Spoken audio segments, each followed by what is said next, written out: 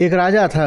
अब राजाओं के ज्यादा कुछ काम तो होता नहीं है याशी, तो राजा को धुन सवार हुई। बोला आधी जो पूरी दौलत है राजकोष की किसी ऐसे को दे दूंगा जिसके पास पहले ही बहुत दौलत हो। तो अब राजा से जो मिले वही क्या दिखाने की कोशिश करे, हमारे पास ही बहुत कुछ है, हमारे पास ही बहुत कुछ है। और उसको जो मिला ये प्रदर्शित करता हुआ ही मिला कि हमारे पास बहुत कुछ है।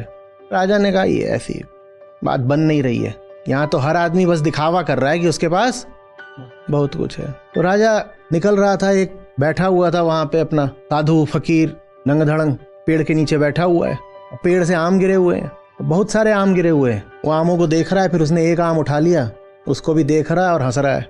राजा ने कहा ये बढ़िया बात, ऐसे ही अपना दो कपड़ों में बैठा हुआ और पेड़ के नीचे, घर तो है नहीं, कुछ दौलत भी नहीं दिख रही है और तो कुछ है ही नहीं, ये आम गिरे हुए हैं, ये आम भी नहीं बटोर रहा, एक आम उठा रखा है और उसको देख के हंस रहा है। और सबसे बड़ी बात क्या, मैंने इसके आगे अपना रथ रुकवा दिया है, ये मुझे देख ही नहीं रहा।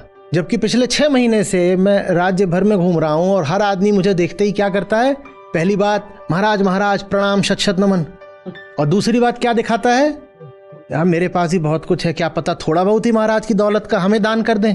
बोल रहे पहले तो ये आम तक नहीं उठा रहा, एक ठो उठा लिया जितना शायद इसके पेट की जरूरत होगी, एक आम इसने उठा लिया है। और दूसरा ये मेरी ऐसे उपेक्षा कर रहा है जैसे मैं कहीं का भिखारी हूं। तो राजा वहीं जाके उसके सामने बैठ गया तो उसको एक निगाह ऐसे देख लिया, फकीर ने देख लिया अपना, तो अपने आम को देखने लगा। फिर उसने अपना आम छीला, थोड़ा सा चूसा, फिर देखा राजा को, राजा अभी तक वहीं बैठा है, तो उसने एक आम उठा के राजा को दे दिया। राजा रोने लग गया, उसे कोई मिला ही नहीं था जिसके सामने वो जमीन पे बैठ पाए, कोई मिला ही नहीं था जो उससे कुछ मांगे नहीं, उसे जमीन पे गिरा हुआ एक आम उठा कर दे दे कि देखो एक आम मैं खा रहा हूँ, एक आम तुम भी खा लो। राजा को ऐसा लगा कि वो मिल गया जिसके पास बहुत कुछ है।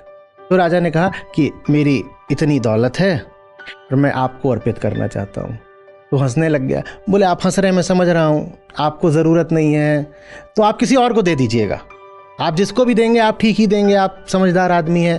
तो हंसते हंसते बोला नहीं, बात ये नहीं है कि मुझे नहीं चाहिए, बात यह है कि तुम इतने गरीब हो कि मैं तुमसे कुछ ले कैसे लूं।